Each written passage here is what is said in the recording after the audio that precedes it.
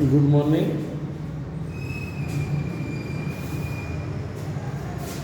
આપણે આ લેક્ચરમાં 1.3માં પહેલો દાખલો ગણ્યો હતો, બરાબર છે?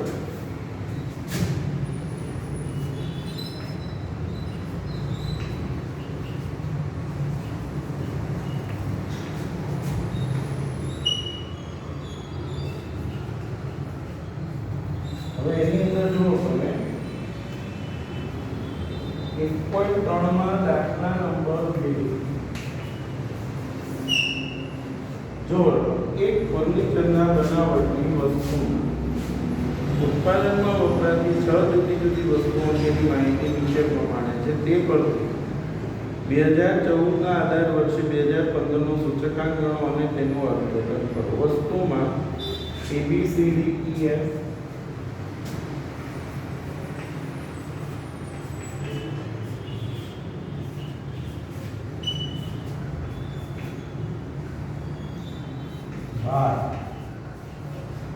ડબલ 17, 15, 22, 16, 12, 18 2014ના ભાવ એટલે Q0 અને પછીનો ભાવ એટલે Q 30, 20, 50, 40,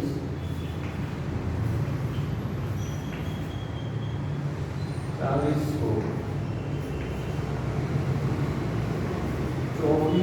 48, 49. હવે આપણે જોઈ શકીએ કે આપણી પાસે W છે P0 P1 છે, તો સૌપ્રથમ શું શોધવાનું આવે? P1 upon P0 ગુણ્યા 24 ભાગ્યા 30 ગુણ્યા 100 એટલે 80. 24 ભાગ્યા 20 ગુણ્યા 100 170 ભાગ્યા 50 140. 40 ભાગ્યા 32 ગુણ્યા 100 40 30 ગુણ્યા 100 125. 48 ભાગ્યા 40 ગુણ્યા 100 120. 24 ભાગ્યા 16 ગુણ્યા 100 24 ભાગ્યા 16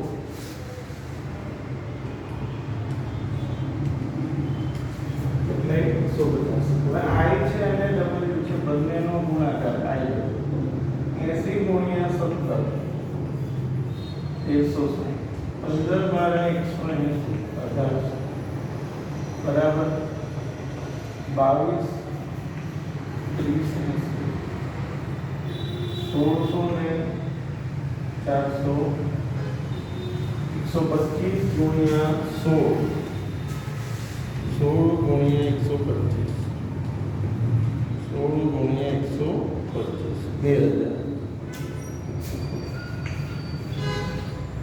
125 20 ગુણ્યા 12 12 144 બરાબર.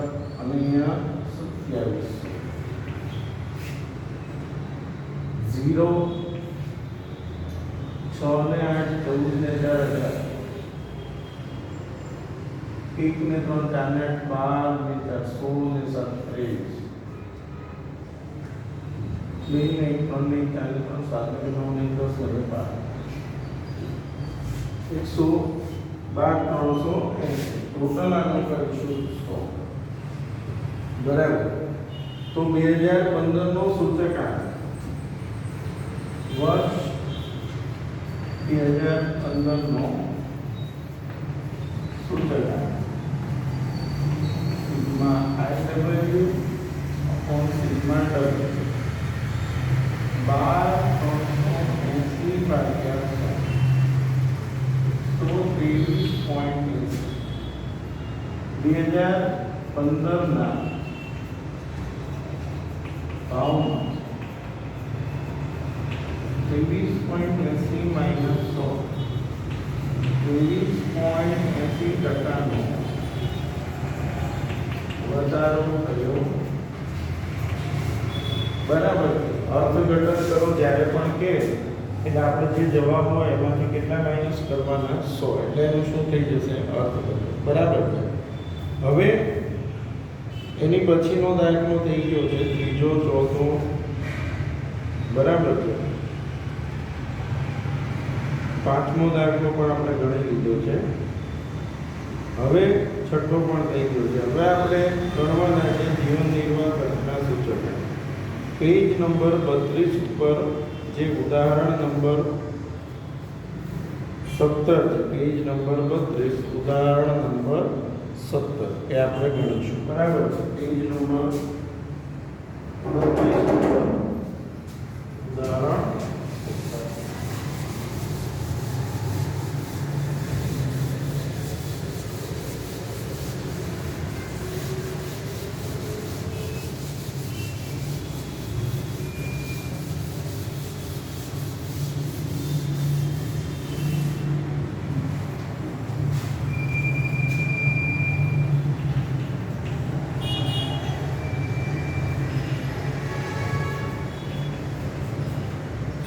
17મા ઉદાહરણની રકમ જુઓ.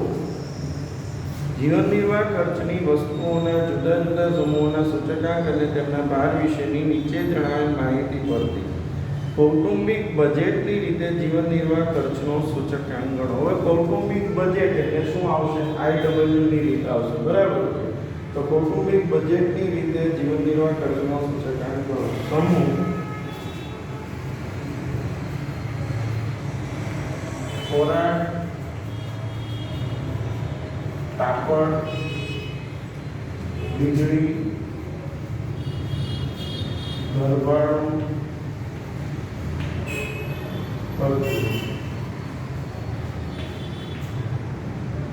સૂચકાંક એટલે આઈ 170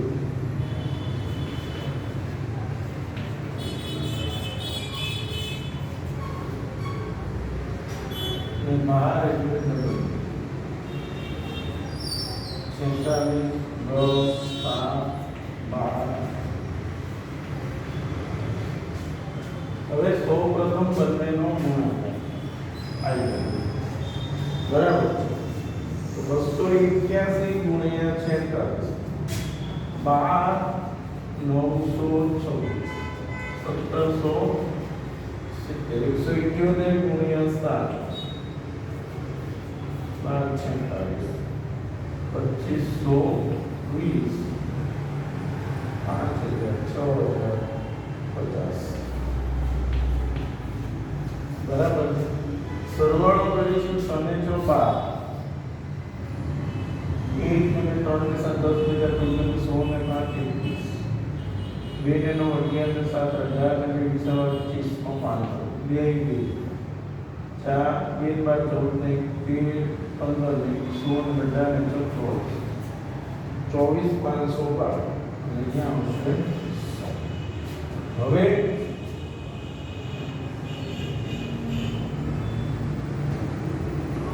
સૂચકાંક I બરાબર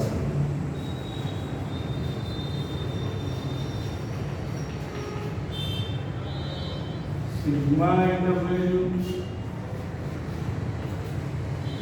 24512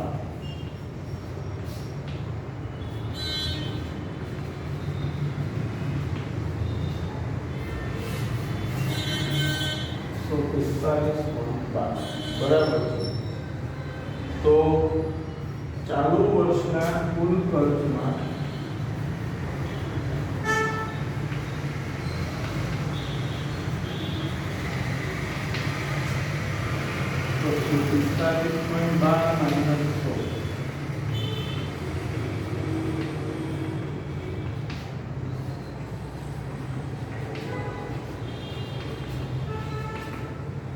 વધારો થયો છે, બરાબર.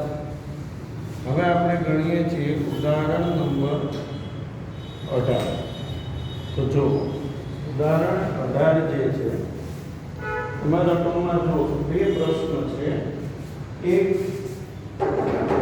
કુલ ખર્ચની રીતે અને બીજું કૌટુંબિક બજેટની રીતે. આપણે એક જ દાખલામાં કઈ રીતે ગણી શકાય એ સમજીશું. એમાં જે અલગ અલગ છે આપણે અલગ અલગ ગણીશું.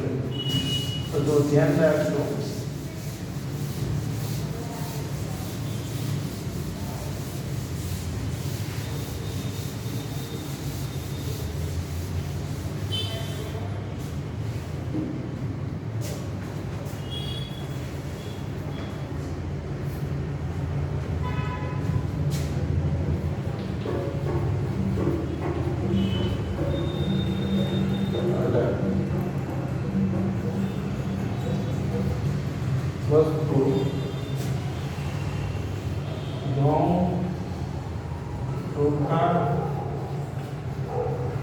બધા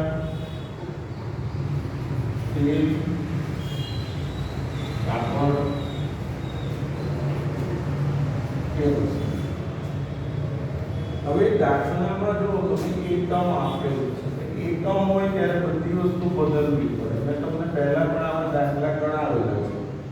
ક્વિન્ટલ, કિગ્રા, કિગ્રા, લીટર,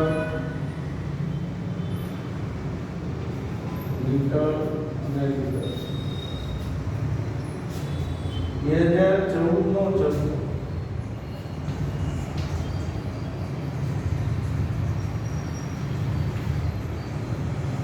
35 કિગ્રા,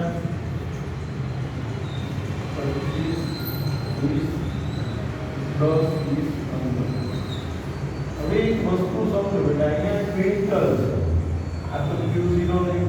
હવે તમારે સમજવાનું ક્વિન્ટલ એટલે 100 કિગ્રા થાય, એટલે જે પણ ભાવ હોય એના ભાગ્યા 100 કરવા પડે. એટલે જો જે ઘઉંનો ભાવ છે એમાં આપણે ભાગ્યા 100 કરવા પડશે, બાકી કોઈ ચેન્જ નહીં આવે. કારણ કે ત્યાં ક્વિન્ટલ છે અને અંદર કિગ્રા છે. આપણે અગાઉ પણ શીખેલા છે કે જ્યારે દાખલામાં આવી રીતે આપેલું હોય તો આપણે બદલાવવું પડે. તો અહીંયા 1600 ભાગ્યા 100 એટલે અહીંયા 16 આવશે. તો P0 અહીંયા કેટલા આવશે? 16 અને અહીંયા આવશે 18. બાકી કોઈ ચેન્જ હશે નહીં, કારણ કે બાકી બધામાં એકમો સરખા છે. અહીંયા આગળ કંઈક આપેલું હોત તો ભાગાકાર કરવો પડે, આગળ કશું આપેલું નથી. બરાબર છે. પછી 40, 45, 60, 120, 80, 90, 30, 45. હવે સૌ પ્રથમ કુલ ખર્ચ P1 Q0, P0 Q0. જો કુલ ખર્ચની રીતે એટલે Q0 આપેલો હોય તો લાસ્ટનું સૂત્ર આવે, આપણે આગળ પણ શીખેલા છે. બરાબર છે. કુલ ખર્ચ એટલે કાં તો લાસ્ટ પેર હોય અથવા પાસે અહીંયા Q0 છે એટલે લાસ્ટ પેર P1 Q0. 18 તરી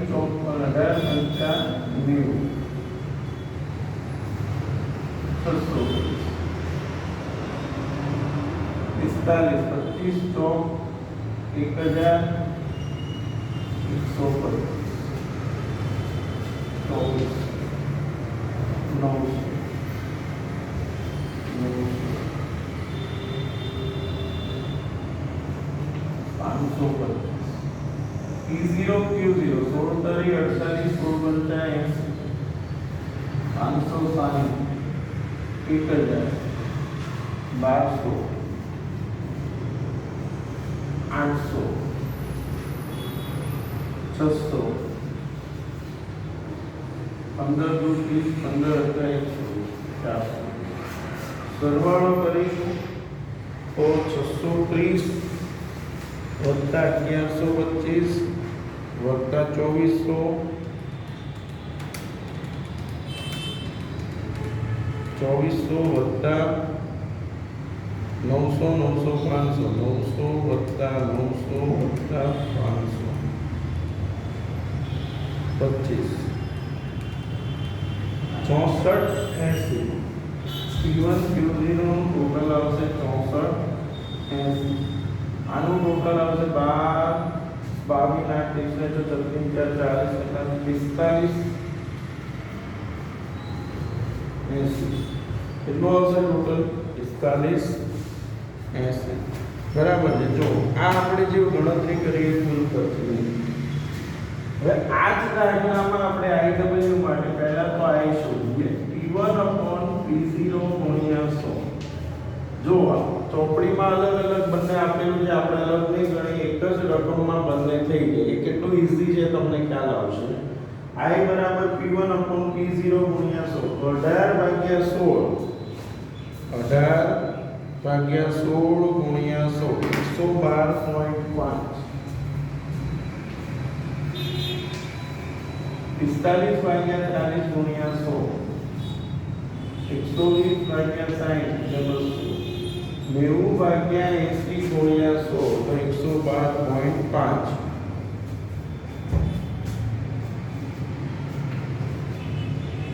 150 35 ભાગ્યા 28 ગુણ્યા 100 35 ભાગ્યા 28 ગુણ્યા 100 125 હવે W તો W નું સૂત્ર શું W બરાબર P0 Q0 એટલે આને જ W કહેવાય અલગથી કશું શોધવું નહીં પડે W એટલે P0 Q0 અને પછી IW બંનેનો ગુણાકાર તો 560 ગુણ્યા 112.5 63000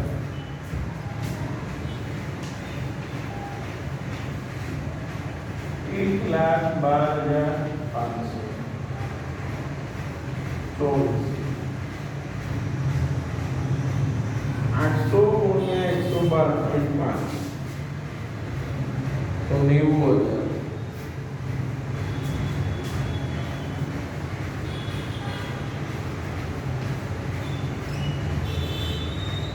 तो 25 तो 5,000 बराबर 50,000 125 250 એટલે 52,500 બરાબર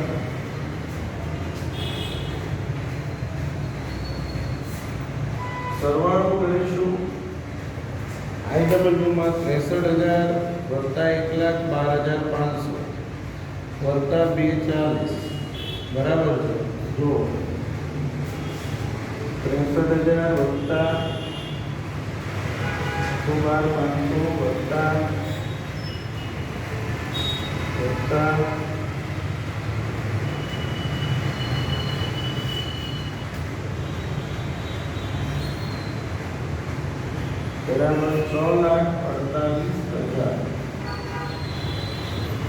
હવે આ બંને રીતે થઈ ગયો હવે પહેલા આપણે અહીંયા લખીશું કુલ ખર્ચની રીતે શું થશે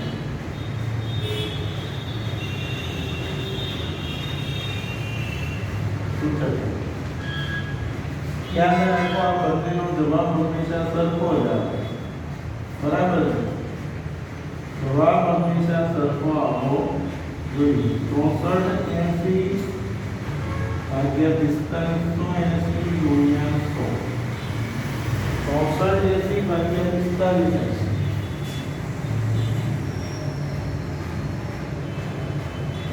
ગુણ્યા 141.48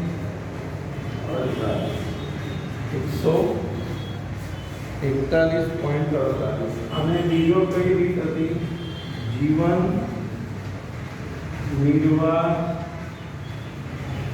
ખર્ચનો સૂચકાંક sigma IW upon sigma W 6,48,000 ભાગ્યા 45,80 બરાબર એટલે આ હતું આપણું ઉદાહરણ નંબર જો જ્યારે પણ એમ કીધું હોય કુલ ખર્ચની રીતે અને કૌટુંબિક બજેટ ત્યારે આપણે દાખલામાં એક જ રકમમાં બંને ગણીશું બરાબર છે અલગ અલગ ગણવાની કોઈ જરૂર રહેતી નથી અને આનું અર્થઘટન તો 141.48 માઇનસ 100 41.48%નો જીવન નિર્વાહ ખર્ચમાં વધારો થયો છે બરાબર છે આવતા લેક્ચરમાં આપણે આગળનું જે ઉદાહરણ છે ઉદાહરણ નંબર 19 અને 20 એ આપણે ગણીશું બરાબર છે થેન્ક યુ